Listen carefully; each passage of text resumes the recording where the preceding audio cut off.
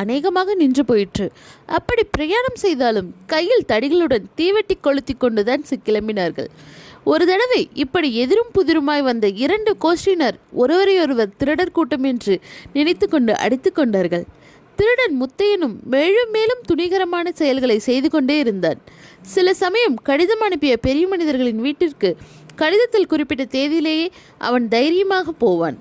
வேறு சில சமயம் முன்பின்னாக போய் அவர்களை திடுக்கிடச் செய்வான். அவன் போகுமிடமெங்குமெல்லாம் தன்னந்தனியாகவோ இரண்டொருவரை மட்டும் அழைத்து கொண்டுதான் போவான். ஆனால் அவனுடைய ஆட்கள் கொஞ்ச தூரத்தில் நின்று கொண்டிருப்பதை எண்ணிக்கொண்டு குடித்தனக்காரர்கள் அவன் கேட்டபடி நகை நாணயங்களை கொடுத்து விடுவார்கள். புருஷர்கள் ஒருவேளை மார்த்தட்டி கொண்டு சண்டைக்கு கிளம்பினாலும் ஸ்திரீகள் அவர்கள் காலில் விழுந்து கெஞ்சி கொள்ளைக்காரன் கேட்டதை கொடுத்து அனுப்பிவிடச் சொல்வார்கள். அங்கே அப்படி செய்தான், இங்கே இப்படி செய்தான் என்ற கதைகள் பரவ பரவ ஜனங்களின் பீதி வளர்ந்தது.